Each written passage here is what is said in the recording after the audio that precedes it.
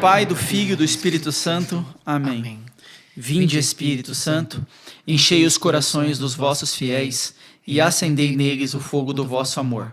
Enviai o vosso Espírito, e tudo será criado, e renovareis a face da terra. Oremos. Ó Deus, que instruíste os corações dos vossos fiéis com a luz do Espírito Santo, fazei que apreciemos retamente todas as coisas, segundo o mesmo Espírito, e gozemos sempre da sua consolação. Por Cristo Senhor nosso. Amém. Fala pessoal, galerinha do podcast Direto da Arca. Estamos aqui gravando para vocês o Atos dos Apóstolos. E eu gostaria de saber de você o seguinte: vocês têm ouvido o nosso podcast? Uma galera tem ouvido. Sabia que quase 20% das pessoas que ouviram o nosso podcast não estão no Brasil? É mesmo? Cara, é incrível isso. É verdade. Daqui a pouco a gente vai ter que começar a gravar em inglês, cara. Mas segundo o relatório lá do Tradutor. Anchor, cara, o pessoal que não tá no Brasil aí, eu sei que tem uma galera de VPN também que dá uma desviada, mas tirando isso, não é todo mundo. Assim, 20% de pessoas que não são do Brasil curtindo, muita gente dos Estados Unidos, a gente tem gente de Portugal, a gente tem gente da Alemanha. Então, pessoal, legal, bacana vocês estarem curtindo aí. Deixem mensagens pra gente aqui no nosso Instagram, daqui a pouco o Ale fala pra gente aqui. Nosso Instagram, nosso e-mail. Deixem mensagens pra gente. Dúvidas sobre o que vocês querem que a gente fale, porque vai ser legal pra caramba.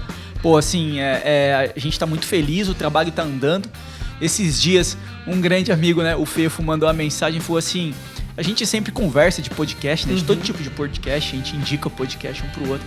Aí o Fefo falou assim: cara, terminei aqui, tá legal. Isso aqui tá legal, foi legal pra caramba. Aí eu tô achando que ele tá falando do outro podcast, que é do Deviante, que a gente tava conversando. Eu falei: você tá falando do último do portal do Deviante? Ele falou: não, cara, o último de vocês sobre Apocalipse. Ficou legal. Aí eu falei: é bacana, cara, fiquei feliz. Então, Fefo, vai um abração aí pra você. A galera aqui tá curtindo o nosso podcast. A gente tem trabalhado mal a divulgação, assim, não mal, mas a gente tem trabalhado pouco a divulgação. Eu acho que a gente tem que trabalhar mais, assim, eu pessoalmente. Então, pessoal, assim, vão curtindo, obrigado, vão compartilhando com todo mundo aí, tá legal pra caramba. É verdade. Estamos pecando aí um pouquinho, mas tudo é novo pra nós. Estamos começando agora a passar de uma forma diferente como que é a Bíblia, né? Literalmente mais no dito popular, num linguajar mais fácil para que você possa entender. Passamos pelo podcast aí do Gênesis, depois passamos por Missa e Banquete. Missa e Banquete. Entramos no Apocalipse, a qual, quem tinha medo agora já perdeu totalmente esse medo. O medo passou. E deixa aí pra gente comentários, falas do que vocês necessitam, de dúvidas, né? E o nosso podcast é podcast_direto da Arca. E quem vos fala aqui é o Ale, do Ministério Arca dos Anjos, e aqui o Fagner, também do Ministério Arca dos Anjos. A gente está divulgando coisas aí, né, materiais do Ministério como um todo. Ontem também eu tive com o pessoal do ECC, dei uma palestra para eles aí sobre como usar tecnologia para evangelização. Pessoal do ECC, enorme carinho que eu tenho por vocês aqui. Vai um abração especial pro, assim, meu grande amigo de sempre, né, que infelizmente a gente perdeu aí pro Covid, o tio Roberto. Foi bem difícil ontem começar o ECC, justamente porque foi uma enxurrada de emoções. Mas enfim, deu tudo certo, foi legal, o trabalho é pra Deus, a gente tá aqui evangelizando o tempo inteiro. Então o pessoal do ECC que estiver ouvindo a gente, todo o ECC, todos os grupos de ECC, aqui também de EAC, da qual fui dirigente por 7 anos. Vai aqui um enorme carinho, um abraço pra todos vocês aí. Saibam que a gente tá sempre rezando por cada um de vocês mesmo. Mas estamos aí no trabalho, vamos que vamos. Vamos lá, Fagner, o que nós podemos falar sobre Atos dos Apóstolos? Uma coisa bem interessante. Atos dos Apóstolos, cara. Atos dos Apóstolos. A vinda do Espírito Santo, tudo mais. Tá tendo umas coisas bacanas aí já, hein? A gente ouve as pessoas falando muito pouco de Atos dos Apóstolos, né? Deveriam falar muito mais. As pessoas deveriam estudar Atos dos Apóstolos. Na verdade, a gente deveria estudar toda a Bíblia. Esses dias, eu tô lendo um livro em casa. Muito, muito bacana. E sobre o entendimento do Antigo Testamento, Depois eu mando para vocês até uma fotinha para todos vocês, Dom Estevão, tá? Que escreveu o livro. Eu acho que esse livro, acho que a última edição dele é de 90. Se eu não estiver enganado, a última edição é de 90. Mas ele tem uma mensagem muito bacana que ele diz assim: a igreja tem livros lindíssimos, né? Os santos têm livros lindíssimos. Tem pessoas inspiradas que escreveram coisas espetaculares. E muita gente mergulha nestes livros, mas não mergulha na Bíblia. Acaba deixando aonde nasceu tudo, né? Pra falar a verdade. Pra poder se inspirar em outros, no caso. Você lê livros que falam ou comentam ou explicam histórias que estão na Bíblia, mas você não aprofunda na Bíblia mesmo. Igual eu falava ontem pro pessoal do ECC, a gente não pode esquecer, a nossa evangelização passa pelo tripé palavra, igreja e tradição. Palavra, tradição, igreja. Isso o tempo inteiro. Porque se a gente nem tudo está escrito, nem tudo está na Bíblia, não somos protestantes. Sim. Protestantes são só a Escritura. Nós não somos só a Escritura. Aí, traduzindo direto para o português, o só a Escritura para só a Escritura, não somos só a Escritura, mesmo porque nem tudo está escrito, não deu para escrever tudo, não cabe tudo. Os nossos podcasts mostram muito sobre isso aqui. Então, nem tudo estava escrito.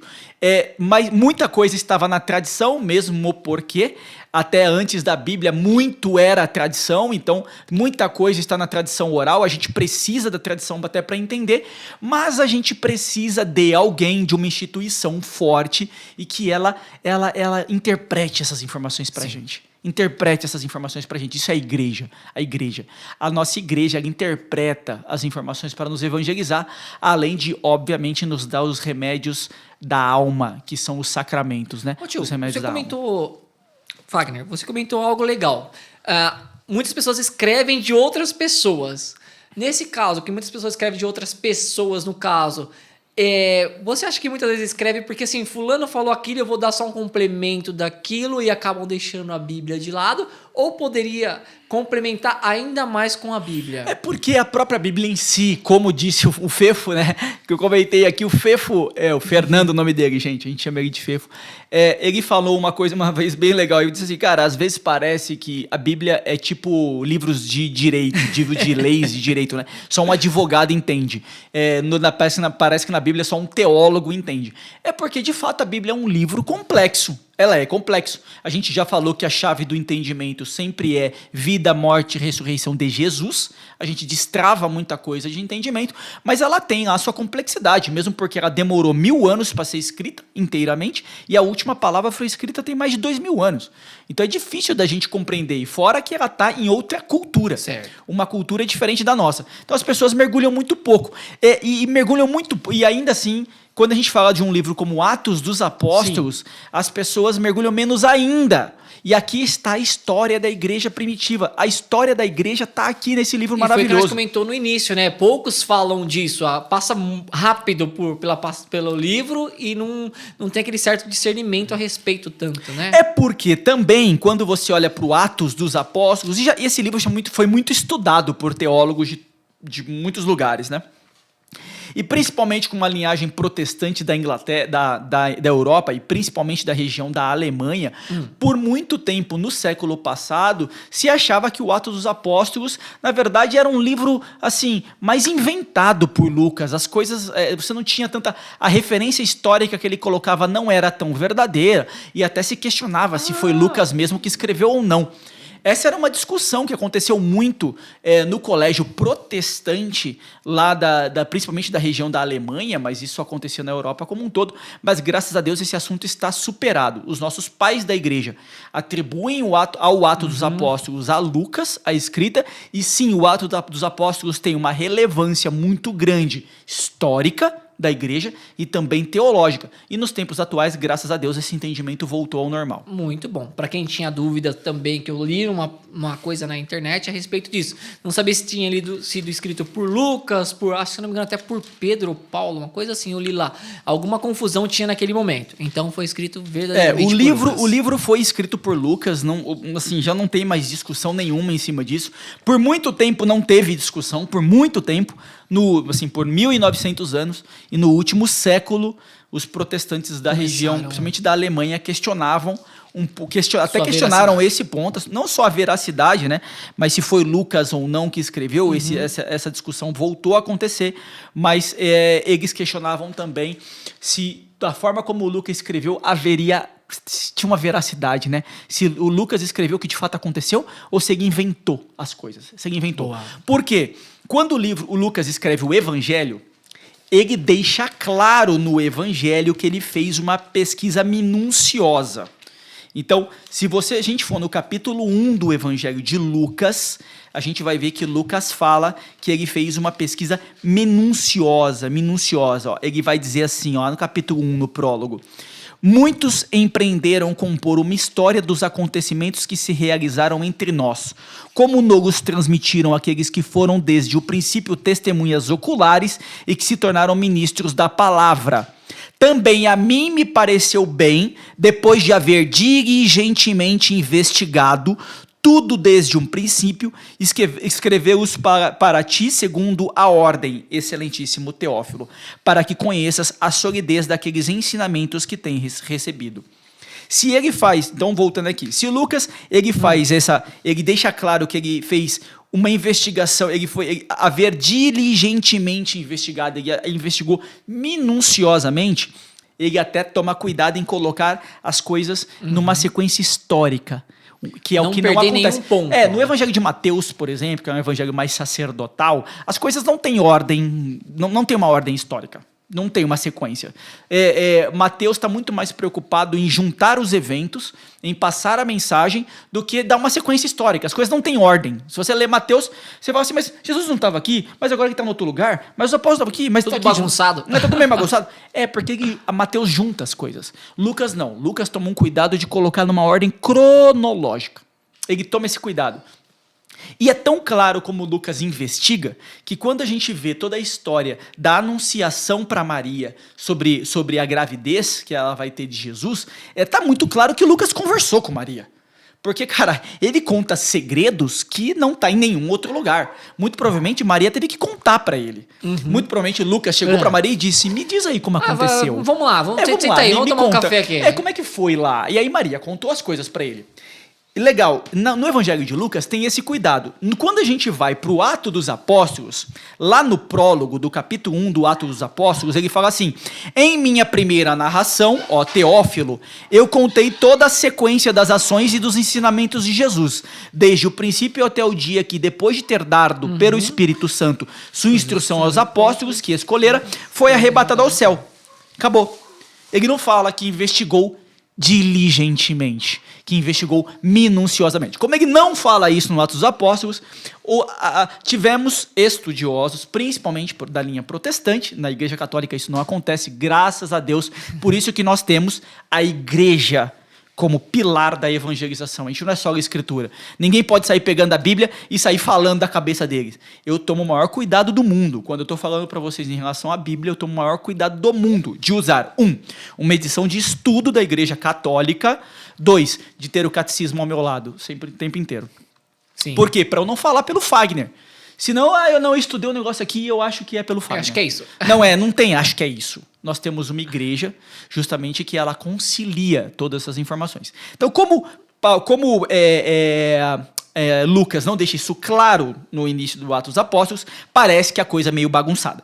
Mas está claro que não. Lucas, ele também segue a linha de uma investigação minuciosa e tem detalhes, sim.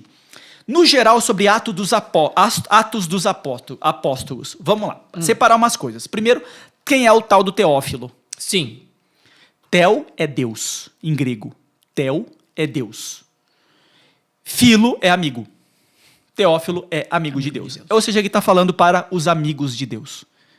Ele faz isso no começo do Evangelho de Lucas, no começo do Evangelho dele, e ele faz aqui no começo do Atos dos Apóstolos. Ou seja, está passando para nós um exemplo. Todos somos amigos. Somos amigos de Deus. Então, eu estou contando para vocês essa história. Apóstolo é engraçado, porque muita gente não sabe o que significa apóstolo, e muita gente não sabe o que significa discípulo. São coisas diferentes. Entendi. Assim, tem muito da proximidade, mas há uma diferença.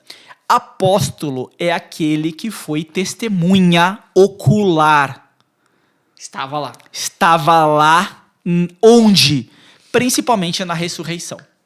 Por quê? Viu Cristo ressuscitado. Principalmente viu Cristo ressuscitado. Por que na ressurreição? Porque é o ponto máximo. Paulo vai dizer que se Cristo não ressuscitou, vã é a nossa fé.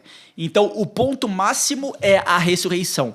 E isso é um ponto máximo do Atos dos Apóstolos também. A gente vai ver que no Atos dos Apóstolos, o tempo inteiro uma preocupação em dizer que são testemunhas oculares da ressurreição. E realmente eu estava lá e afirmo isso. Cara, e por isso que Paulo não conviveu com Jesus. Paulo não conviveu com Jesus. Mas ele não viu Jesus antes da morte. Mas Jesus ressuscitado apareceu para Paulo. Por isso que ele se intitula apóstolo. Eu sei que tem uns caras aí nas TVs protestantes que ficam dizendo que são apóstolos. A pergunta é, eles viram Jesus? E ver não é tipo receber uma profecia, tá, gente? É ver mesmo, ele parar e conversar contigo.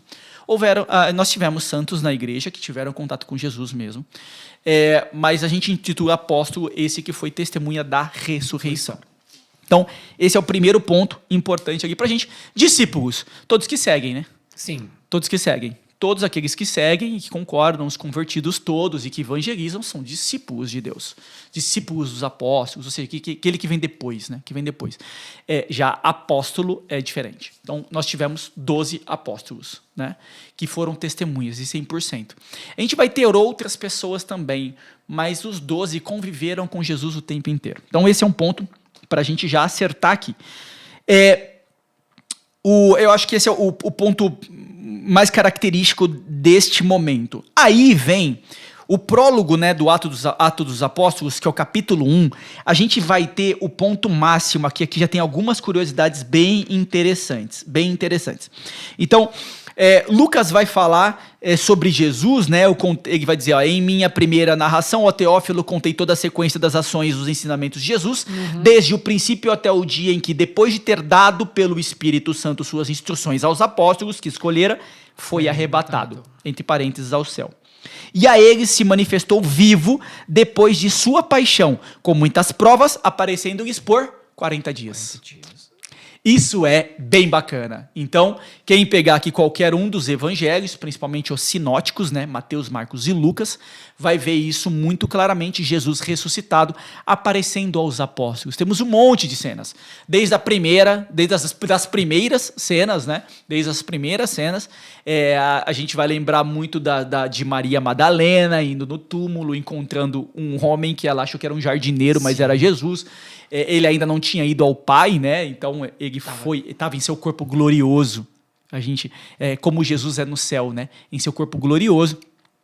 Depois, talvez até por isso que Maria Madalena não tenha reconhecido, não é exatamente carne e osso, como ele estava em carne e osso antes. Por que isso é importante? Porque pensa assim, Jesus foi 100% homem quando morreu. Nós, quando ressuscitarmos, não vai ser exatamente este corpo aqui. Certo. Por que não vai ser exatamente este corpo com esta fisionomia? fisionomia? Eu estava perguntando por quê?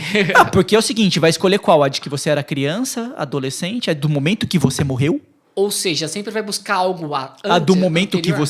a do momento que você morreu, sei lá, a criança que nasceu bebezinha vai ressuscitar bebezinha. Vai ficar o quê? Tem berço no céu agora. E como é que o neném vai sair andando no céu? Lá no meio das nuvens pode ir. Cara, assim, e a gente não vai ressuscitar só em espírito, em corpo e espírito. Então nós temos um corpo glorioso.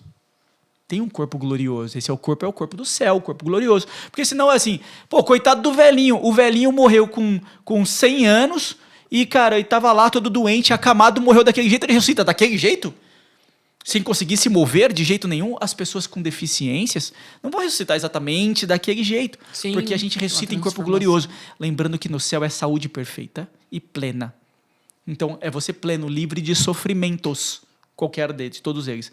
Então, um ponto importante. Por isso que Jesus, quando ressuscitou ali, quando Maria Madalena viu ele ainda estava em corpo glorioso. Tanto é que ele disse, eu ainda vou ao Pai. Depois eu volto. Então não me segura. Né? Porque ela tentou segurar ele. Sim. Aí ele fala, não me segura. Depois disso, ele está em seu corpo mesmo, como Jesus, na sua aparência normal, tanto que ele vai até os apóstolos, ele mostra a mão, né? Lá com São Tomé, que duvida que é ele mesmo. Aí ele tem que mostrar a mão com furo.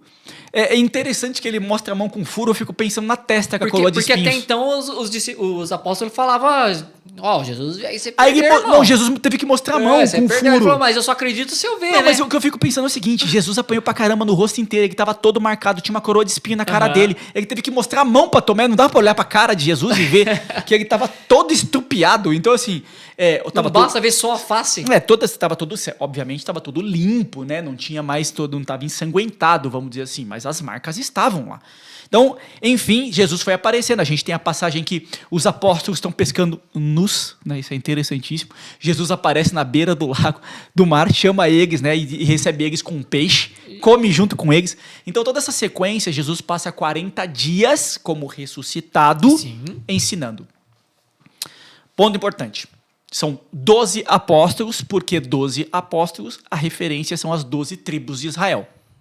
Então, lá no Antigo Testamento, os filhos de Jacó, ou que depois troca de nome e passa a se chamar Israel, ele tem 12 filhos, que formam as 12 tribos de Israel, e a partir dali se forma o povo de Deus. A qual você tem dúvida, pode escutar nossos podcasts anteriores. A gente sempre toca nesse assunto, principalmente lá o de Gênesis. Quando o último de Gênesis, principalmente, que a gente fala bastante sobre as tribos de Israel. Quando a gente está em Jesus, o que Jesus faz? Ele escolhe 12 discípulos. É a mesma referência como se fossem 12 tribos de Israel. A partir desses 12, que serão os apóstolos, eu vou construir uma nação imensa. Todos os povos da terra. A gente vai ter aqui uma frase bem interessante sobre isso. Então, eu vou ter que ter 12. No momento do Atos dos Apóstolos, eu estou com 11. Por que eu estou com 11? Porque Judas Iscariotes. Iscariotes já era. Traiu Jesus e se matou. Em um lugar da Bíblia vai dizer que ele se enforcou, e aqui no Atos dos Apóstolos diz que ele se jogou do penhasco. No terreno que ele comprou. É uma grande... Não sei, não vou dizer se a palavra certa, mas é uma grande divergência de histórias, de coisas que acontecem, que a palavra traz isso mesmo que o Fagner acabou de dizer. O que importa é o seguinte, o cara se matou de desgosto. Não aguentou o baque. Não aguentou, ele traiu Jesus, o remorso foi muito grande e se matou. Seja enforcado, seja se jogando. De qualquer forma já era. No terreno que ele mesmo comprou, de toda forma já era. O que a gente tem aqui? Vamos lá. Ponto importante aqui em relação à ascensão, para a gente entender assim, agora foram 40 dias. Jesus passou 40 dias com os apóstolos. 40. Gente, 40 é uma referência que está em vários lugares da Bíblia. Vários lugares da Bíblia a gente tem a questão referente a 40, seja dias, seja anos. Então a gente tem o período que Elias passa na montanha, a gente tem o período que os escravos, os hebreus que fugiram do Egito por Moisés, passaram 40 anos no deserto. A gente vai ter Jesus passando 40 dias no deserto em jejum. Então, a Bíblia usa muitos números como simbolismo, até como pedagogia, para a gente guardar estes momentos. E Jesus seguiu a pedagogia. Ele passou 40 dias ensinando. Na verdade, 40 dias terminando de transformar os apóstolos.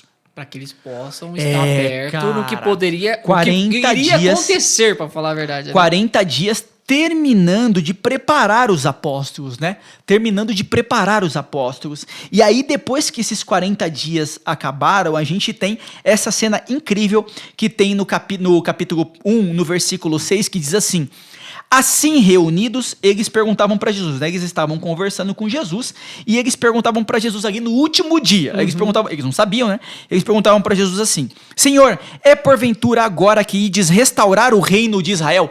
Cara, os apóstolos ainda estão achando que Jesus, como descendente de Davi, seguindo a profecia de Davi, vai ser agora que ele vai remontar o reino de Israel.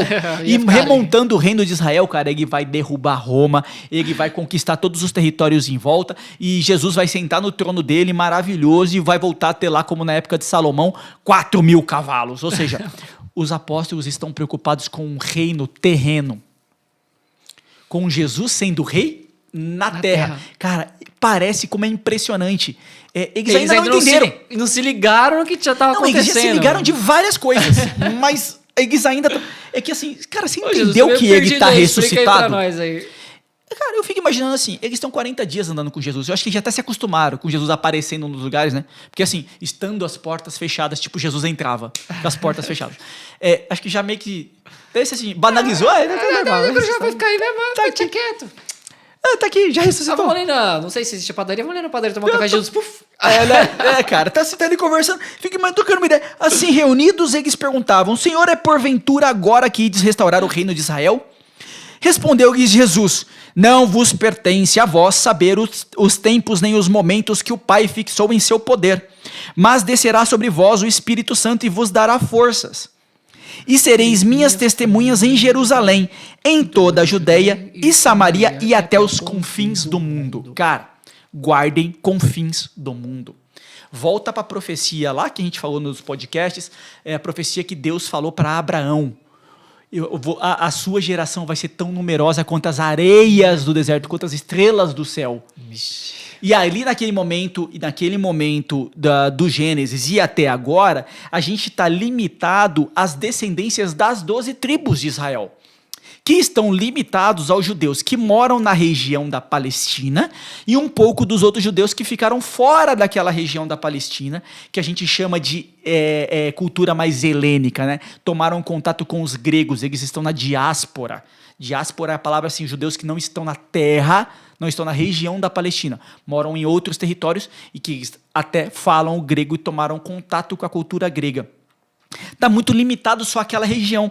Jesus está dizendo para eles: virá o Espírito Santo sobre vocês para que vocês sejam as minhas testemunhas, tanto aqui em Jerusalém, toda a Judéia, que é onde Jerusalém fica, até na Samaria, que é além, mas em todos os confins do mundo.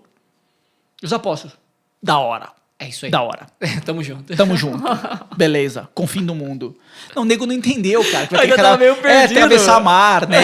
O cara fala um idioma só. Ele fala... Ô, Jesus, você tá tirando, pô. Não. Passar o mar. Não, ok. Confia aí. Deve ser jeito de falar. É linguagem de... acho que é jeito de falar. Beleza. É forma de falar, né? Sofreu muito, Jesus sofreu muito. Jesus usa muitos adjetivos. É jeito de falar. É só o jeito de falar.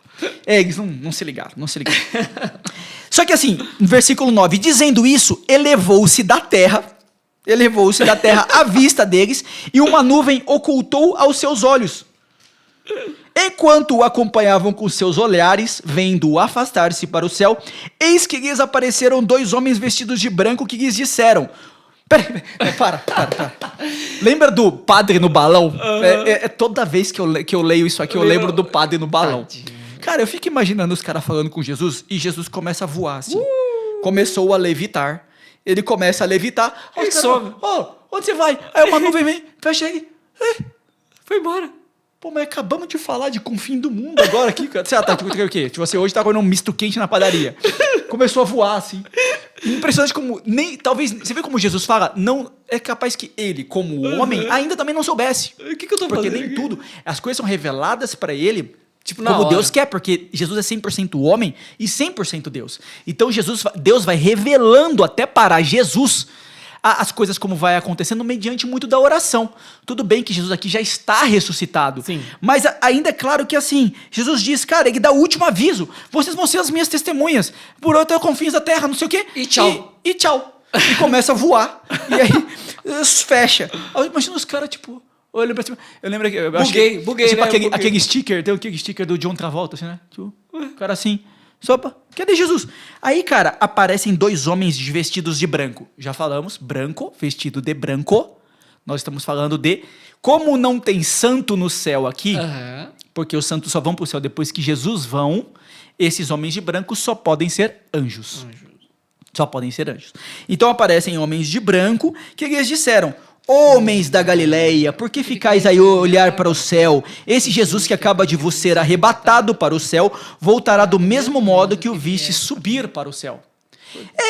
Lá no Apocalipse, a gente falou no último episódio, lá no comecinho do Apocalipse, se vocês forem para o Apocalipse lá, olha como é que de fato as coisas vão acontecer, né, em sua profecia. Se a gente pega lá no Apocalipse como um todo, bem no comecinho, no capítulo 1 do Apocalipse ali, a gente vai ver ali ele falando exatamente, João ali, né? Falando sobre Jesus, ele diz, capítulo 1, versículo 7, ei-lo que vem com as nuvens, todos os olhos o verão, mesmo aqueles que o transpassaram, por sua causa hão de lamentar-se todas as raças da terra.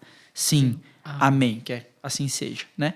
Voltando para os Apóstolos, você vê que bate exatamente com o que João, com o que João enxergou em sua profecia. Então, da mesma forma, há de vir, o anjo disse isso aqui para os apóstolos ali naquele momento.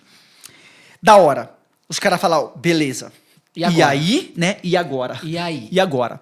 Vamos contar o seguinte, estamos aqui com 40 dias, certo? Eu fico imaginando a cara dos apóstolos ali, né? Tipo, um olha pro outro e fala... assim, pá, é isso. Tipo, já olharam pra Pedro, né? Pra falar a verdade. E aí, Pedrão? Não, assim, vamos pensar que Jesus ressuscitou, passou 40 dias. E nesse 40º dia, ele subiu pro céu. Sim. Beleza? Aí a gente vem pro versículo 12.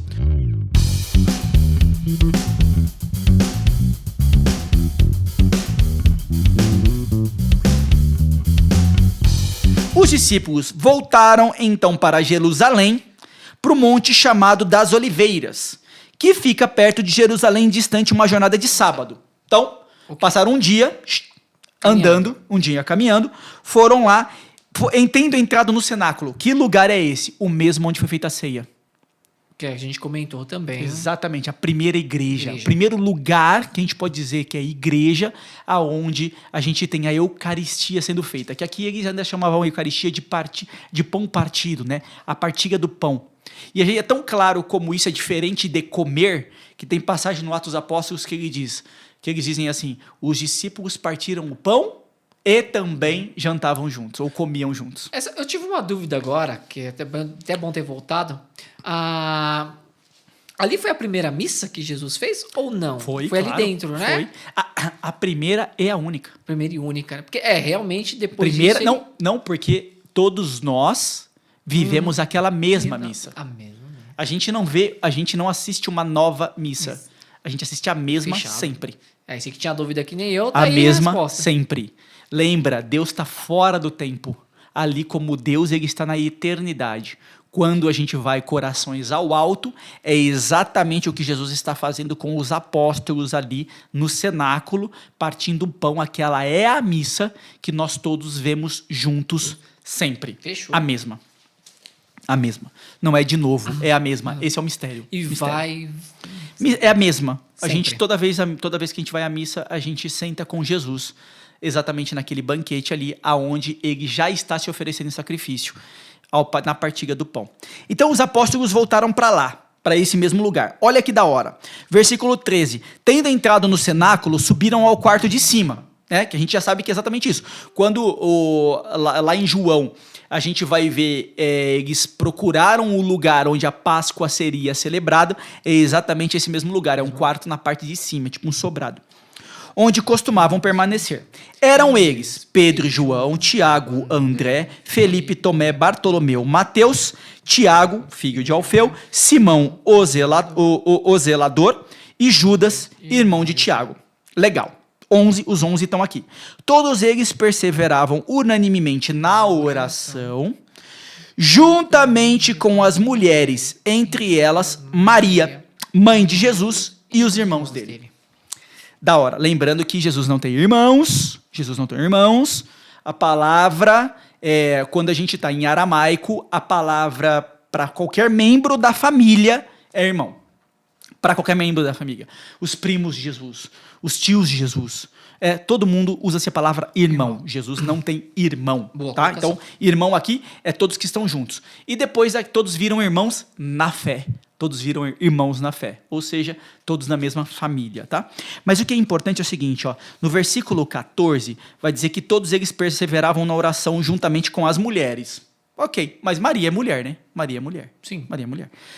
Mas olha o que Lucas faz. Lucas põe uma vírgula e destaca. Entre as mulheres está Maria, vírgula de novo, a mãe de Jesus. Deixou uma boa ênfase ali. Então, para deixar claro que Maria estava lá, não podemos esquecer que, aos pés da cruz, Jesus disse para João, filho, eis aqui a sua mãe. E disse para Maria, mulher, eis aqui o seu filho. Sim. Se os apóstolos são a referência da igreja que estava nascendo, Maria, aos pés da cruz, foi colocada como a mãe da igreja. A mãe da igreja. Da hora. A gente viu lá no Apocalipse que a igreja celeste é a esposa verdadeira. A esposa verdadeira. Olha que coisa impressionante. Vamos guardar isso aqui. Tudo se centralizando Aqui de novo, no Atos né? dos Apóstolos, Jesus subiu aos céus depois de 40 dias. Subiu aos céus. Os apóstolos estão reunidos ainda em oração para descobrir os próximos passos. Jesus pediu que eles esperassem porque o Espírito viria para eles, mas quem está com eles? Maria. Ela está como se fosse gestacionando, né? Está ali com a igreja em seu ventre. Está ali com a igreja em seu ventre. Uma proteção, hein? Não, Está trazendo ela está desde o começo. Ela está desde o Nunca pé da abandonou. cruz só com João. Agora com os outros 11 ela está junto também. Em oração com eles. Em oração com eles. Agora vem uma questão importante da tradição que muita gente não sacou. Muita gente não sacou. Aqui a gente vai ter, já a partir do versículo 15, o primeiro discurso de Pedro. Pedro faz um discurso, né? Então ele diz, em um daqueles dias levantou-se Pedro no meio de seus irmãos, na assembleia reunida, que constava de umas 120 pessoas. Então, Nossa, gente. de umas 120 pessoas. Aí Pedro diz, irmãos, convia que se cumprisse o que o Espírito Santo predisse na Escritura, pela boca de Davi. Então, Pedro faz o primeiro pronunciamento dele. Você vê que ele já é o líder. Ele já faz o primeiro pronunciamento como líder. E nesse pronunciamento que ele diz, claro, dali depois ele vai dizer assim, pessoal, só que é o seguinte, a gente precisa restaurar 12. Temos que restaurar o 12º no cargo de apóstolo, porque nós estamos com 11 só, porque Judas se matou. E se Jesus quisesse 11, ele teria 11 e não 12. Teria tido 11 e não 12. Se Jesus teve 12, é pra gente ter 12. Então, vamos escolher o 12º. E eles escolhem entre eles quem vai ser o 12º, e Matias é escolhido para ser o 12º, e eles recompõem 12 apóstolos. Beleza, tudo certo. Aí, no capítulo 2, acontece um negócio bacana. Chegando o dia de Pentecostes, ó. Capítulo 2, versículo 1. Chegando o dia de Pentecostes, estavam todos reunidos no mesmo lugar. De repente veio do céu um ruído, como se soprasse um vento impetuoso, e encheu toda a casa onde estavam sentados. Mas antes da gente entrar no detalhe aqui sobre línguas de fogo e tudo mais, Pentecostes é a festa das tendas, é a festa da colheita que acontecia 50 dias depois da Páscoa. Também a referência para a aliança que Deus fez com Moisés no Monte Sinai. É exatamente 50 dias depois da Páscoa. Façam contas comigo. Nós lemos aqui anteriormente que aconteceu o seguinte. Jesus ficou 40 dias com os apóstolos, subiu para o céu. Sim. Depois eles andaram mais um dia. 41 dias. Então, deu 41. Isso. Para a festa de Pentecostes, que é com 50 dias. Estão faltando 9 dias. 9 dias. Eles ficaram 9 dias em... Oração. Com quem? Com Maria. E quando a gente quer uma oração muito forte, a gente está querendo algo, que a gente quer orar muito fortemente, a tradição católica faz uma novena. Que são 9 dias. Com quem? Com Maria. Caraca, mano. Então a gente faz desde os apóstolos. Os apóstolos não haviam compreendido tudo. Até E para terminar de compreender, eles passaram 9 dias com Maria. Meu. 9 dias rezando junto com Maria. Maria é a mãe da igreja. Desde a cruz foi dito isso. Mulher, eis aqui o seu filho. 9 dias. Se Deus na Bíblia usa 40 dias, 40 anos, né? Ele usa sempre o número 40, a gente pode dizer que 9 dias era como se fosse também 9 meses gerindo ali, ó, gestacionando uma igreja. Que direção agora, hein? Gestacionando uma igreja. Se a gente quiser até ser matemático, vai até dizer assim, ó, o quadrado de 3 é 9. Aqui também é aula de matemática, gente. Pô, e o que isso tem a ver? A gente tem que entender que o hebraico ele não tem o superlativo. O que é o superlativo? Por exemplo, grandíssimo, santíssimo. Ou seja, algo que é muito santo. É santíssimo. Não existe essa palavra em hebraico. Então, o que eles usam? Eles repronunciam 3 vezes. Então, ele diz santo, santo, santo. O que ele está querendo dizer? Que é santíssimo, acima de todas as coisas. Então, 9 é um número maravilhoso para a gente entender aqui, porque a gente está dizendo o santíssimo do santíssimo. Então, eles passaram 9 dias esperando, ou também vem para a gente uma pedagogia como se fosse 9 meses de gestação. Maria é a mãe da igreja, ela está gerindo, ela está ali gestacionando aquela igreja que vai nascer. E olha o que acontece depois. No 9º dia, no ápice, e a gente sabe que é o momento máximo da novena. Momento máximo da novena. Agora, Deus determina de derramar todas as suas graças. Precisou derramar graças em Maria? Não. Precisou derrubar o Espírito Santo em Maria? Derramar o Espírito Santo em Maria? Não. Por que não? Porque o anjo já havia dito que ela já era cheia do Espírito. Para que receber Espírito? Alguém que já é cheio do Espírito. Não precisava. Ela foi a grande intercessora. Ela foi a grande intercessora. Então, meus amigos aqui, meus irmãos, querem que as coisas aconteçam? Querem a grande intercessora do lado de vocês? Façam como os apóstolos fizeram. Rezem com Maria. Se a gente rezar... Também. E aí tem protestante que diz, nossa, mas essas coisas marianas não tem nada a ver com a Bíblia. Não? Não é isso aqui que está aqui? Novena veio desde aqui? Tá aqui, né? Tá escrito. O que aconteceu no 9º dia com a intercessão de Maria e com a profecia? Porque Jesus tinha dito que isso aconteceria. Os apóstolos estavam terminando de ser preparados e a gente vem aqui no capítulo 2, versículo 1, chegando o dia de Pentecostes, foi exatamente no 9º dia, último dia na novena, estavam todos reunidos no mesmo lugar. De repente veio do céu um ruído, como se soprasse um vento impetuoso, e encheu toda a casa onde estavam sentados. Apareceu-lhes então uma espécie de línguas de fogo, que se repartiram e pousaram sobre cada um deles. Ficaram todos cheios do Espírito Santo e começaram a falar em outras línguas, conforme o Espírito Santo lhes concedia que falassem. Vamos corrigir umas coisas. Isso aqui é falar a língua dos anjos? Não. Por que não? Porque está claro, é só você continuar. Se a gente acabou de falar aqui atrás, que lá no capítulo 1, versículo 8, no finalzinho do versículo 8, Jesus disse que os apóstolos evangelizariam até os confins do mundo, a gente tem que entender que os apóstolos teriam contato até com outras nações. E para ter contato com outras nações, como é que esse poder do Espírito vai ter que acontecer? Eles vão ter que falar o idioma desses caras. Esse dom vai ter que chegar para eles, já como um reflexo imediato. Eles passaram 9 dias orando, pedindo alguma coisa que eles não sabiam o quê, mas na verdade o que eles queriam era a força absoluta. E Maria estava intercedendo por eles. Aquela que é cheia de graça, estava o tempo inteiro pedindo que Deus também derramasse todo o seu espírito e transformassem aqueles homens todos medrosos. É um bando de cagão. Por que é um bando de cagão? Porque na crucificação só ficou Jesus, só ficou João. Que inclusive era meio adolescente, então até por isso que passou meio batido. Todo o resto fugiu.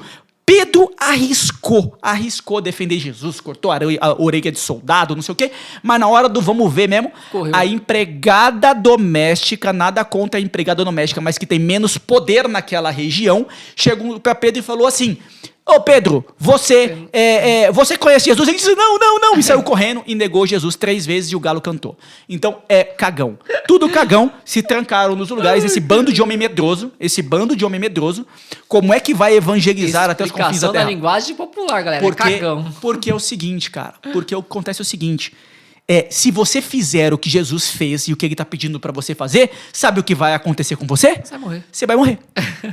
É isso. Simples assim. Você vai morrer. Vai morrer na cruz. É isso, cara. O caminho é morrer na cruz. O caminho é ser mártir. O caminho é morrer pelo evangelho. Então aqueles homens precisavam ser transformados. E só quem transforma, só quem pega o incapacitado e transforma o incapacitado em capaz é o Espírito Santo. Então Maria ali intercedendo por eles o tempo inteiro, o Espírito Santo vem sobre eles, e aí no versículo 4 começam a falar em outras línguas, conforme o Espírito Santo lhes concedia que falassem. Achavam-se, então, agora vamos. Tem uma questão estranha aqui, que vocês vão entender, que assim, ou sobe uma galera Porque houve um estrondo acontecendo na sala de cima, uma galera que estava embaixo andando pela rua subiu correndo para ver o que estava acontecendo, ou eles desceram para a rua. Uma das duas coisas aconteceram. Mas vamos lá, a Bíblia não conta todos os detalhes, porque nem tudo está escrito. Mas vamos seguir no versículo 5. Achavam-se então em Jerusalém judeus piedosos de todas as nações que há debaixo do céu. Todas as nações. Todas as nações. Ouvindo aquele ruído, reuniu-se muita gente e maravilhava-se de que cada um os ouvia falar na sua própria língua. Não era a língua de anjo que ele falava. Eles estavam falando no idioma das pessoas.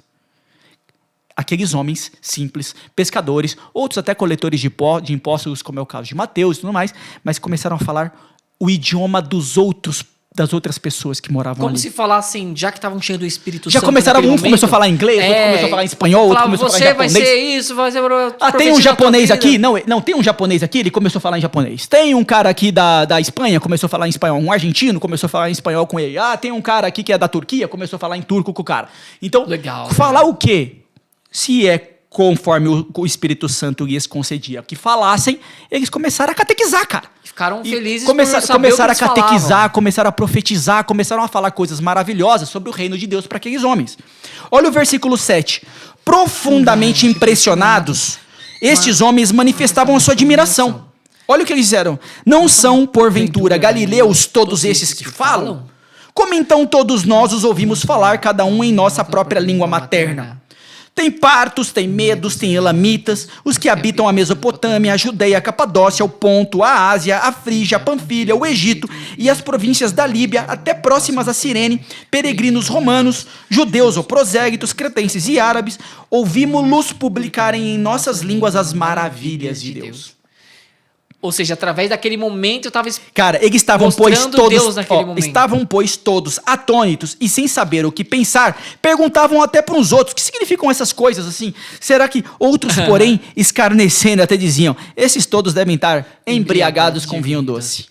Né? Assim, maravilha, né? No 9º dia da novena, desceu o Espírito Santo. Mas o que são os fogos? Será que saiu, né, labaredas de fogo do céu e ficou pousando na cabeça?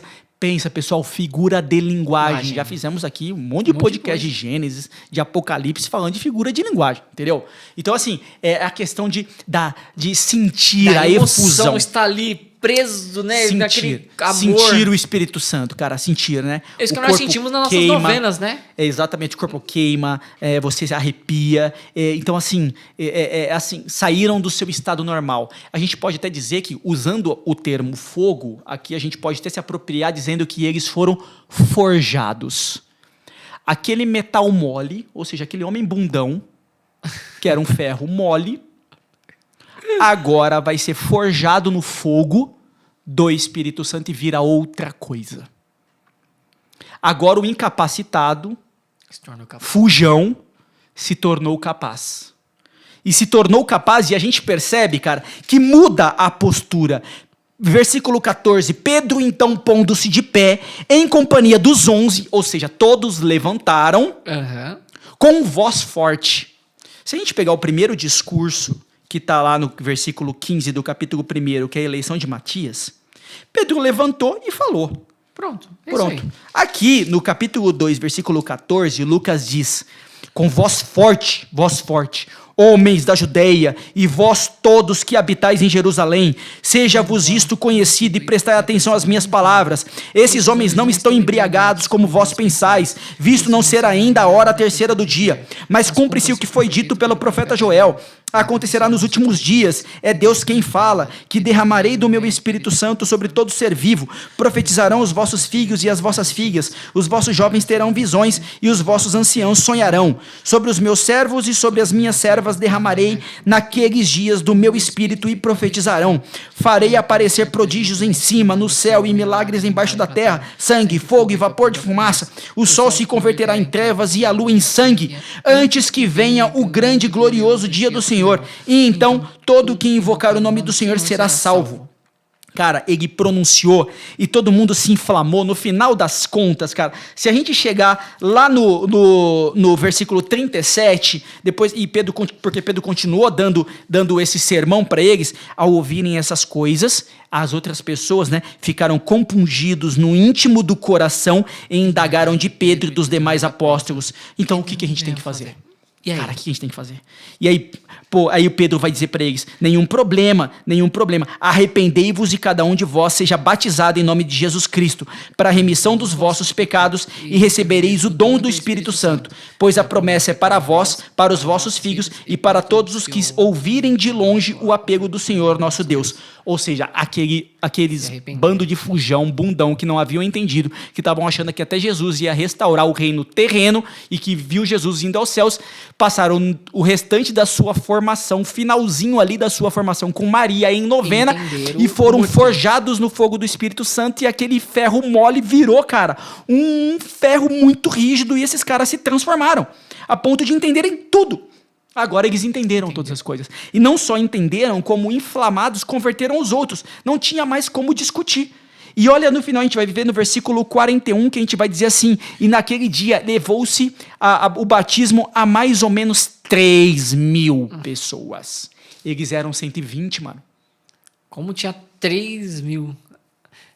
Na hora que escutou aquele estrondo, todo mundo acho que foi se reunir lá, né? Mas 3.000 pessoas, cara, agora imagina, se tem 3.000 pessoas, os 11 apóstolos e os outros 120, cada um foi convertendo um dos 3.000 que estava ali, cara. E Pedro falando no meio deles, imagina esse negócio, o Espírito Santo guiando todo mundo. Pessoal, é como se fosse nós, hoje em dia, um orador, né? Nós estamos fazendo um momento de espiritualidade, tem a pessoa, vem de Espírito Santo, vem, e os outros estão intercedendo, né? Exato. Estão rezando por aquelas pessoas, para que o seu coração se abra verdadeiramente ao Espírito Santo e tudo que é passado se renove e fique forjado.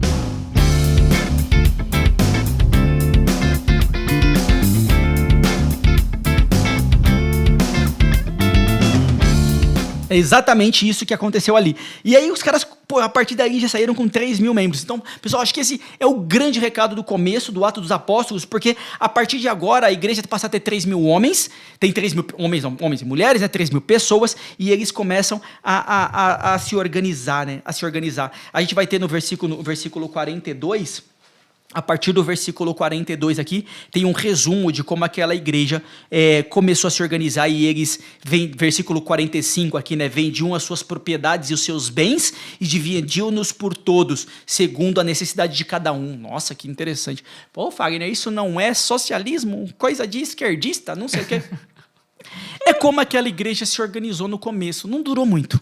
Gente, a gente vai continuar a história, vocês vão perceber que isso aqui não durou muito. Mas ali no começo, eles se organizaram assim. Deu certo no início. Com uma atenção muito própria aos pobres, tanto aqui vai dizer que o Ato dos Apóstolos ele tem uma referência muito forte aos pobres. Ele tem essa referência muito forte aos pobres, mas foi uma coisa que funcionou no começo. Logo depois para de funcionar. A gente vai ver, mas no começo funcionou. No capítulo 3 começam as curas dos apóstolos. Isso é bem legal, cara. Bem legal. Olha que da hora. Pedro e João estão indo pro templo e pegam um aleijado que estava lá no templo, meu. Esse aleijado vai pedir esmola para Pedro e João, e Pedro fala para ele assim: eu não tenho ouro nem prata, isso eu não tenho para te dar. O que eu tenho para te dar é o poder do Espírito Santo, o poder de Jesus. Se você se creres, estás curado em nome de Jesus. E, cara, e o homem que era deficiente levantou. Simplesmente teve fé e acreditou. Que da hora, meu. E depois, assim, os judeus ficaram possessos, os sacerdotes ficaram malucos com Pedro e João, cara. Ficaram malucos. Tentaram falar para Pedro e João: por que vocês fizeram isso? Então, assim, cara, o poder do Espírito Santo. E a todo momento, Pedro vai dizer o seguinte: sabe por que eu fiz esse milagre? Porque aquele homem que vocês colocaram no madeiro, que vocês crucificaram, era o Filho de Deus, e ele ressuscitou. O Ato dos Apóstolos toda hora vai lembrar a todos que Jesus ressuscitou. Que Jesus ressuscitou. E todo aquele que for batizado terá a unção do Espírito Santo. E eles começaram a ter bastante coragem realmente, né? Porque até então eles não tinham peito para nem falar. Falar nada lá. Assim, na hora que eles curaram esse homem e Pedro faz o discurso, assim, os chefes dos judeus ali prenderam Pedro e João, cara. Colocaram o cara na cadeia. Foram enjaulados. Foram pra cadeia. Entendeu? Eles foram pra cadeia, foram presos. Só que assim, eles continuaram, né? Eles continuaram pregando, porque capítulo 4, versículo 18, vai dizer assim, porque depois que prenderam, né, Pedro e João, vai dizer assim, chamaram-nos e ordenaram-lhes que absolutamente nada falassem nem ensinassem em nome de Jesus. Porque o que aconteceu? No final das contas, Pedro e João só curaram um cara. Eles prenderam Pedro e João, não tinha muita coisa para deixar o cara preso, entendeu? Por mais que Pedro e João, e principalmente Pedro, falou muito que os judeus já haviam crucificado Jesus. Não tinha muito por que deixar ele preso. O que eles falaram? É o seguinte, vou pegar vocês, então vai embora, não fica mais falando essas coisas, porque o bicho vai pegar para vocês, beleza? E eles liberaram Pedro e João.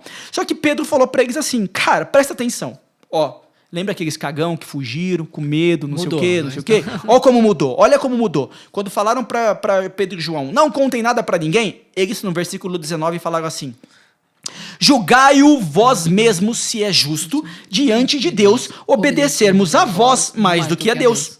Não podemos deixar de falar das coisas que temos visto e ouvido. Não vou deixar de falar. Aí eles, então, ameaçando-os de novo, soltaram-nos, não achando pretexto para castigar por conta do povo, porque todos glorificavam a Deus pelo que tinha acontecido, que era a cura do rapaz deficiente. E novamente vem o 40 aí, ó. Pois já passava dos 40 anos o homem em que se realizara aquela cura milagrosa. 40 aí, então, realmente, não tinha jeito. Este homem, mesmo passando pelos 40 ou seja, o teu período de transformação, esse homem não estava mais transformado. Se ele não se transformaria sozinho, a única forma dele ser curado seria um milagre. Então foi milagre mesmo, não tinha jeito. Olha o que eles fizeram, cara. No versículo 23, do capítulo 4, postos em liberdade, voltaram aos seus irmãos e referiram tudo quanto lhes tinham dito aos sumos sacerdotes anciãos. Ao ouvirem isso, levantaram unânimes a voz a Deus e disseram, cara, sabe o que eles fizeram aqui depois? Eles ficaram orando para Deus, para falar para Deus assim, deixa a gente fazer mais milagre, deixa a gente peitar os discípulos, porque agora a gente quer evangelizar mesmo. Os caras estavam, viraram outra coisa. Os caras viraram outra coisa. Agora quer botar pra arrepiar, agora... vamos lá. E cadê Maria? Não tem mais Maria a partir dos apóstolos. Por quê? Porque agora, aquela que era cheia do Espírito Santo e que o tempo inteiro intercedeu junto com os apóstolos, agora ela se retira em silêncio. Como sempre foi dito, né? A gente sempre falou isso, que ela se retira e fica retira em silêncio. Sabe por quê? Porque ela sabe como as coisas vão acontecer. Ela interage nos momentos aonde aquela situação precisa ser mudada. Bodas de Caná, né? Precisa ser mudada. Na cruz, na hora que ela vai receber a atribuição, vai ser mudada. Da doçura na hora quando você dela, precisa, né? dessa mulher perfeita, ela está ali. A partir de agora, ela se retira em silêncio. Dá pra gente dizer que Maria é a primeira monja. A primeira das enclausuradas, aquela que se retirou em silêncio e ficou só na oração do coração de Jesus. Né? Todos são membros do mesmo corpo, né? É isso que Paulo vai dizer. A igreja, todos somos membros do mesmo corpo. Maria escolheu ser o coração. O coração. Nossa, que lindo, hein? É aquele que está escondido, aparece pouco, mas é vital. E agora, mas é vital. Ixi, nossa, chega a arrepia. Espetacular, né? Muito bom, muito bom. Versículo 31. Mal acabaram de rezar, o lugar tremeu onde estavam reunidos. E todos ficaram cheios do Espírito Santo de novo. E anunciaram com intrepidez a palavra de Deus. Ou seja, eles pediram mais unção do Espírito. E Deus falou, então, toma mais unção. Quer mais unção? Toma mais unção. E aí eles foram pra cima, cara. Eles aqui continuam, né, se organizando e tudo mais. E aquele grupo, ele continua compartilhando tudo. Então, todo mundo que vai entrar para aquele grupo, ele vende as suas coisas, entrega o dinheiro todo para os apóstolos e os apóstolos dividem entre os membros. Só que o grupo estava crescendo muito. Então, quando... a gente tem até no versículo 14 do capítulo 5, a gente vai ver assim, cada vez mais aumentava a multidão dos homens e mulheres que acreditavam no Senhor, de maneira que traziam os doentes para as ruas e punham-nos em leitos e macas, a fim de que, quando Pedro passasse, ao menos a sua sombra cobrisse alguns deles. Ou seja, ele já nem precisava falar mais nada, simplesmente a sombra já curava. Vamos pensar em Jesus. Vamos lá. Jesus está andando na rua com uma multidão de gente. A sombra de Jesus não está curando. Sabe por que não está curando? Lembra da mulher com hemorragia? Ela corre no meio da multidão e o que ela faz? Ela toca na roupa. No manto de Jesus. Se a sombra de Jesus estivesse curando, não precisava tocar na roupa de Jesus. A sombra de Jesus não curava. A sombra dos apóstolos está curando. Lembra que Jesus falava, se vocês acreditarem, farão coisas ainda maiores? Ainda maiores, verdade. Se vocês acreditarem, farão coisas ainda maiores? Meu, eles aqui, agora eles estão carregados do Espírito Santo. Tão carregados do Espírito Santo que a sombra deles está curando. A sombra dos apóstolos está curando. É muita força, é muita unção do Espírito. E eles ao tempo todo estão dizendo isso, cara. Não é por nós, é por Jesus. A gente faz tudo isso em nome de Jesus. Cara, no versículo 17 do capítulo 5, a treta tá montada. Porque agora a gente já tem mais de 10 mil pessoas que estão seguindo os apóstolos e os sacerdotes estão possessos. Versículo 17. Levantaram-se então o sumo sacerdote e seus partidários. Isto é, os saduceus. Ponto importante, tá? Fariseu acredita em ressurreição. Então, muito fariseu consegue virar cristão. Mas saduceu não acredita em ressurreição. Ponto importante. Então a gente vai pegar aqui no Atos dos Apóstolos várias tretas com saduceu. Porque toda hora os apóstolos falam, Jesus que vocês mataram, ele ressuscitou? Os saduceus não acreditam em ressurreição. Não ressuscitou nada. É isso. Então, ó, cheios de inveja, te viu inveja várias vezes. Ou seja, onde o demônio age. De tantas pessoas falarem que ressuscitou, eles já estavam tipo, pô, eles estão com inveja. Eu acho que ressuscitou, mas a gente fala assim, ó, não, eles estão cheios de inveja. Quando a gente vê cheios de inveja, é a ação demoníaca acontecendo. Lembra do demônio lá no Gênesis com inveja? Sim. E tudo que a gente vai ver de grande mal acontecendo na história tem a ver com inveja. Aqui é o demônio agindo. Então, eles deitaram as mãos dos apóstolos e meteram na cadeia pública, cara. Eles prenderam os apóstolos, agora todos, os 12. Mas sabe o que aconteceu? O anjo chegou lá e libertou eles. Cara, essa história é interessante, todo esse capítulo 5, porque vai acontecer assim, ó. O anjo foi lá de noite, abriu a cela e eles saíram. Mas os guardas não viram, ninguém viu, cara. Aí quando chegou de manhã, os chefes dos judeus falaram assim, chama lá, pega os caras da cadeia que a gente vai interrogar eles aqui. Caras, meu? Aí os caras foram lá na cadeia, os guardas estavam lá, né, cuidando da cadeia. Abriram a cela, não tinha ninguém. Assim, mas cadê os caras? Não, eles estão lá no templo já ensinando. Cara, eles não fugiram. Eles saíram da cadeia e voltaram a ensinar no templo. Tipo, os caras são, peito, que é ogro, é brabo. Não, mano. Os caras tão brabo, cara. A gente vai ensinar aqui no templo. Mas vocês não vão fugir, os caras vão pegar você. Dane-se. A gente vai ensinar no templo.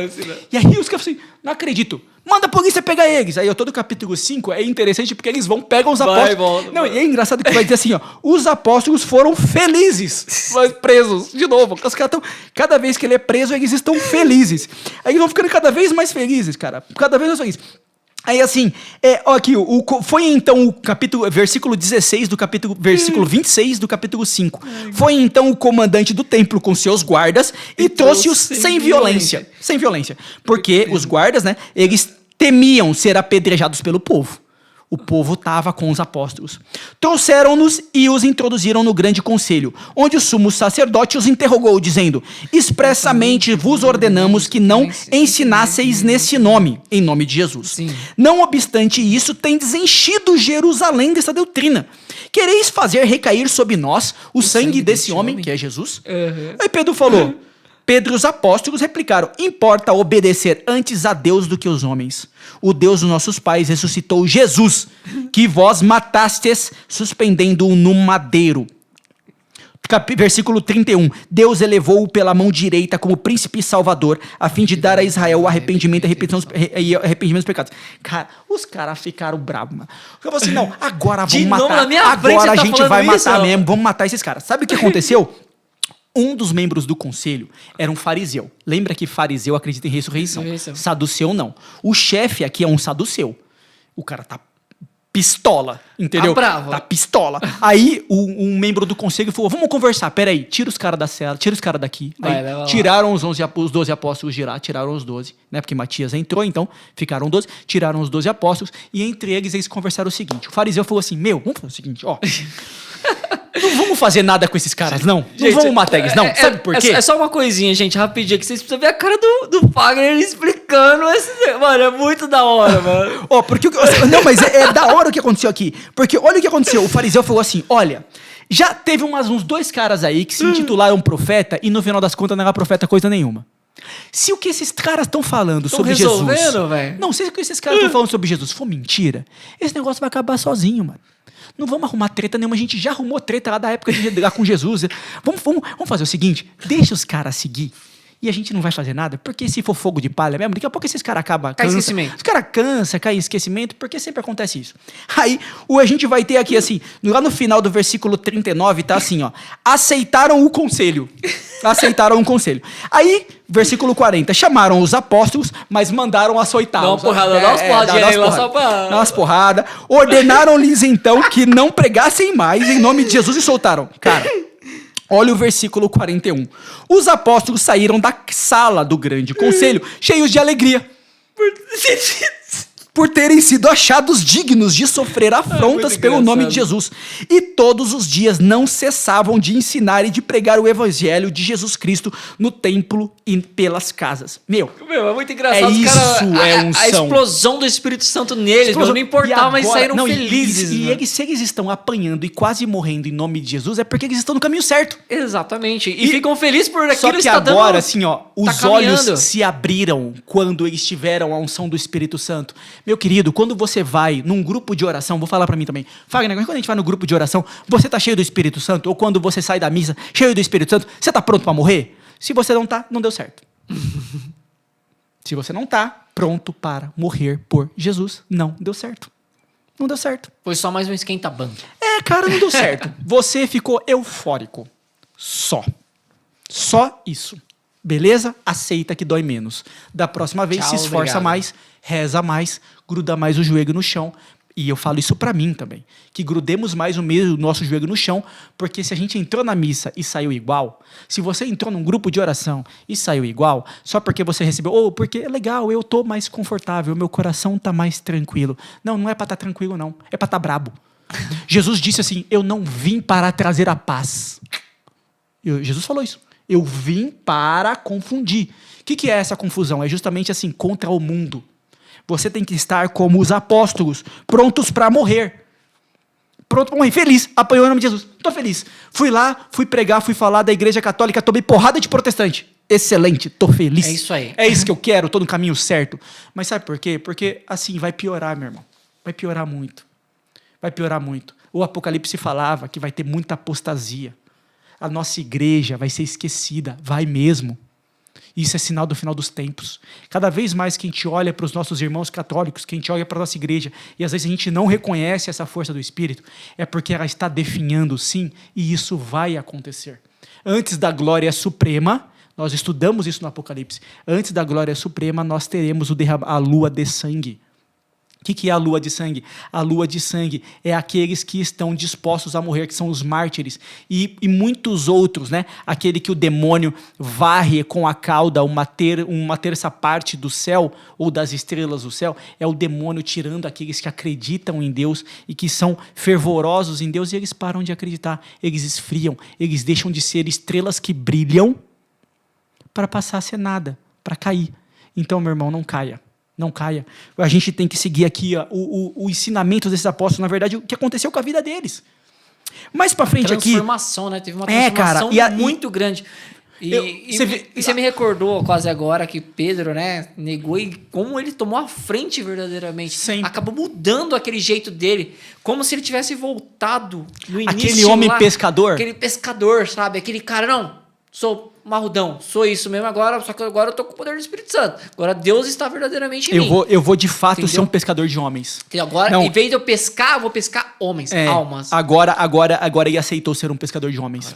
Ele aceitou e se converteu. Por isso que o Pentecostes é o crisma. O que eu falo para os meus crismandos, pessoal, tô dando crisma na paróquia Santa Cruz, e o que eu falo para os meus adolescentes é o seguinte, se você sumir, eu não vou atrás de você. Eu não vou ligar para tua mãe. Eu não quero saber por que você não veio. Eu não estou preocupado com isso. Sabe por quê? Porque esse problema é seu. Porque no crisma, depois que você subir lá no bispo, e no teu dia do Pentecostes, que é o seu crisma, você tem que, a partir daquele dia, estar pronto para morrer pelo Espírito Santo. Estar pronto para ser sacerdote, profeta e rei. Se depois do teu crisma, cara, não aconteceu nada disso, o meu trabalho não serve para nada. Então, ou você está aqui por vontade própria, porque você está querendo deixar de ser um bundão para passar a ser um evangelizador de verdade, de peito aberto, ou melhor, você não está aqui. Você não está perdendo meu tempo, porque muito pelo contrário, a minha missão é evangelizar, então eu vou evangelizar todo mundo. Você está perdendo o seu tempo. Só que, na verdade, você está se deixando influenciar pelo demônio, porque você está se tornando até um invejoso. É isso. Então, no teu crisma, por isso que o crisma é o dia do Pentecostes, a partir dali, você mudou. Você mudou. Você é sacerdote, profeta e rei. A partir de agora, você entrou para o exército. Você entrou para o exército de Cristo. É isso que é o crisma. É isso que é o crisma. Por isso que o crisma, ele usa todo o simbolismo do Pentecostes, né? Toda a efusão do Espírito Santo, usando, né, as nomenclaturas do Pentecostes, justamente para mostrar que a partir de agora você passou a ser forjado nesse ferro ardente, tá?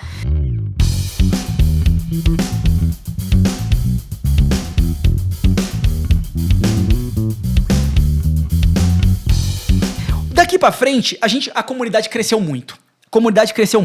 Tanto é que, capítulo 6, os apóstolos tiveram que escolher diáconos, para cuidar de questões administrativas daquela igreja. Tá? Já tinha mais de 10 mil pessoas, estava enorme. E a gente percebe uma treta. Lembra aquele grupo que vendia tudo, dividia tudo entre eles, dava tudo certinho? Não estava dando certinho assim, não. Olha como aconteceu. Capítulo 6, versículo 1. Naqueles dias, como crescesse o número de discípulos, houve queixas dos gregos contra os hebreus, porque as suas viúvas teriam sido negligenciadas na distribuição diária. Já começou aí? Já estavam, tendo preferências. Então, os judeus da região da Palestina recebiam uma partilha maior, os judeus que não eram da região da Palestina, que eram da influência grega, estavam sendo discriminados. E os apóstolos falaram, não, isso não pode acontecer, só que a gente não pode deixar de pregar a palavra. Então, a gente não tem tempo para pregar a palavra, os sacramentos, e ainda por cima cuidar de questões administrativas. Tem que ter alguém agora prestando atenção nisso para resolver esse problema. E eles nomearam 7, um número perfeito, 7 diáconos, todos com nomes gregos, porque o problema estava acontecendo justamente, o povo grego estava sendo negligenciado, né? Então eles nomearam gregos, eles nomearam Filipe, Prócoro, Nicanor, Timão, Pármenas e Nicolau, que é o prosélyto de Antioquia. E entre eles também escolheram o Estevão.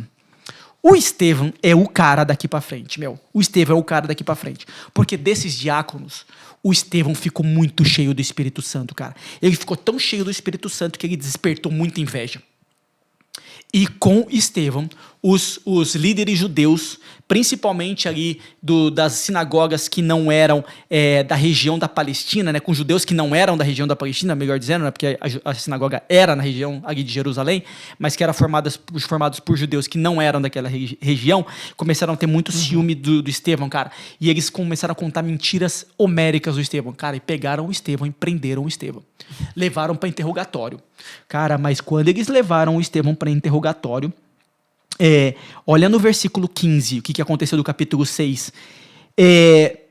Fixando nele o Estevão, fixando os olhos em Estevão, todos os membros do grande conselho viram o seu rosto semelhante ao de um anjo. Cara, o cara estava carregado do Espírito Santo, em pleno julgamento. Ou seja, ele estava no ápice. Ele estava no ápice da vida dele. Ali mesmo sendo julgado, ele estava... Estevão, o que você tem para falar aqui em relação a isso? Aí vem todo o discurso de Estevão. Estevão joga na cara dos caras, desde Abraão até Moisés, o que esses caras não entenderam. E sobre Jesus. Mas principalmente ele conta toda a história de Abraão até Moisés e deixa claro para o seguinte, no final das contas, vocês não estão reconhecendo a verdade e vocês estão abandonando a verdade e estão abandonando o testemunho de Deus. Vocês estão agindo de um jeito muito mal. Olha aqui, e não só isso, né? Estevão vai dizer que Deus não habita dentro do templo. Ele não está preso dentro do templo só. Deus está em todo lugar para aquele que crê nele. No versículo 48 ele diz assim, o Altíssimo, porém, não habita em casas construídas por mãos humanas. Como diz o profeta, o céu é o meu trono e a terra o escabelo dos meus pés. Que casa me edificareis vós, diz o Senhor. Qual é o lugar do meu repouso? Acaso não foi a minha mão que fez tudo isso? Cara, e aí os caras ficaram muito bravos, e bateram muito em Estevão e apedrejaram Estevão na rua, cara. Só que olha o que aconteceu. Ao ouvir, versículo 54 do capítulo 7, ao ouvir tais palavras, esbravejaram de raiva e rangiam os dentes contra ele. Mas, cheio do Espírito Santo, Estevão fitou o céu e viu a glória de Deus e Jesus de pé à direita de Deus. Eis que vejo, disse ele, os céus abertos e o Filho do Homem de pé à direita de Deus. Cara, levantaram forte, então um grande clamor, taparam os ouvidos e todos juntos se atiraram furiosos contra ele. Lançaram-no fora da cidade e começaram a apedrejá-lo. As testemunhas puseram os seus mantos aos pés de um moço que se chamava Saulo. Guardem esse nome. E apedrejavam Estevão, que orava e dizia: Senhor Jesus, recebei o meu espírito. Posto de joelhos, ele exclamou em voz alta: Senhor, não lhes leves em conta este pecado. A estas palavras, ele expirou, morreu. Cara, o cara morreu rezando e glorificando a Deus e vendo Jesus com os céus abertos. O rosto dele, cara, o rosto dele estava em glória absoluta, ele estava como um anjo. Nossa. Ele já estava preparado para a morte. É o primeiro mártir da igreja. É o primeiro mártir da igreja, cara. E ele era um diácono. E morreu glorificando a Deus. Morreu glorificando a Deus, cara. E o melhor de tudo ainda, ver lá nos céus. Nossa. E para encerrar aqui, para deixar para o próximo, versículo 1 do capítulo 8. E Saulo havia aprovado a morte de Estevão. Naquele dia, rompeu uma grande perseguição contra a comunidade de Jerusalém. Todos se dispersaram pelas regiões da Judéia e Samaria, com exceção dos apóstolos. Porque, os apóstolos não fogem mais. Eles não fogem mais. Entretanto, alguns homens piedosos trataram de enterrar Estevão e fizeram grande pranto a seu respeito. Saulo, porém, devastava a igreja. Entrando pelas casas, arrancava delas homens e mulheres e os entregava à prisão. Pô, Saulo aqui está sendo o líder desses caras que perseguem a igreja. E no próximo episódio, a gente vai entender quem é esse cara. E a gente vai descobrir que o nome dele depois foi transformado no seu encontro com o próprio Jesus e ele passou a se tornar Paulo, um dos pilares da igreja. Nossa. Então, nosso próximo episódio, agora, a gente vai falar sobre Paulo e a importância que ele tem para a igreja e como ele foi convertido. Até aqui, a gente falou da formação da igreja, da presença de Maria desde o começo e terminamos com o primeiro mártir, porque aquele que segue Jesus tem que estar pronto para morrer. Isso aí. E deixamos agora para vocês aí nos comentários. Fale conosco, deixe suas opiniões, sugestões, reclamações que vocês desejarem para nós melhorar o podcast para vocês. E ficam aí. Se você chegou até agora, até o final, deixa aí pra nós esse like. Vamos tentar subir também no YouTube, né? Vamos tentar. Eu acho que eu já vou publicar os outros todos no YouTube, porque a gente tá com poucos episódios no YouTube. Nós já temos 7 nas plataformas de podcast. Isso. Aí pode ser pra quem é Deezer, pra quem é Spotify, pra quem é Google Podcast, Apple Podcast, tá tudo lá. E o melhor de tudo, galera, compartilhem nosso podcast. Até pra nos animar, né, Ale? Nos anima aí, porque às vezes dá uma... Mas será que estão vendo? Mas vocês estão vendo, pra nós isso é fantástico. Mas tem outros países. Então, compartilhando, você de outros países aí, compartilhe também pra nós aí, pra nos fortalecer a arte aí de mostrar a linguagem bíblica de uma forma mais clara, mais culta para as pessoas que às vezes têm um entendimento diferenciado, de uma forma mais simples. Até eu tô aprendendo muito com isso, que sou meio leigo, mas vamos lá, né? Vamos. É isso que eu falo com o Fagner. Eu falo, eu entendo assim que os padres explicam, mas de uma forma mais popular eu consigo também transmitir para outras pessoas que... E aqui no podcast você já leu Gênesis, já leu Apocalipse, tá lendo Atos dos Apóstolos. Já comecei a ler a Bíblia inteira. Mas é isso aí, se você chegou até aqui como eu comentei, deixa aí seu comentário, compartilhe com a galera. Que Deus abençoe todos vocês, ilumine a casa de vocês, que o Espírito Santo esteja no coração de vocês. Que a partir de agora você abra o seu coração, abra sua mente também, como os apóstolos fizeram, e possa também proclamar o nome de nosso Senhor Jesus Cristo por todos os locais que você passar. É isso aí, galerinha. Vamos encerrar então aqui com uma oração pra gente, que se algum sacerdote estiver nos ouvindo, nos dê a bênção também, para todos nós, essa bênção sacramental. Então, que todos estejam conosco nesse momento, que o Espírito Santo nos guarde e nos proteja, que Maria sempre interceda por nós, sempre interceda por nós, jamais nos esqueça em nenhum momento. Então que o Espírito nos fortaleça aqui, como os apóstolos falaram no Ato dos Apóstolos, aqui no segundo momento que eles estão conversando com o Espírito Santo, que a gente receba essa mesma unção que estes apóstolos todos receberam, né? Que todos os apóstolos receberam. Eu acho que vale até a gente encerrar como os apóstolos pediram, né? Como os apóstolos pediram. Por que se agitam as nações e imaginam os povos coisas vãs? Levantam-se os reis da terra e os príncipes se reúnam em conselho contra o Senhor e contra Cristo. Que esses apóstolos todos, como eles rezaram, que o Espírito de Deus, ele olhe para cada um de nós e nos conceda que a gente continue inspirados para a evangelização. Então a gente encerra em nome do Pai, do Filho e do Espírito Santo. Amém. Obrigado, gente. Valeu aí. Valeu, galerinha. Até mais. Tchau, tchau.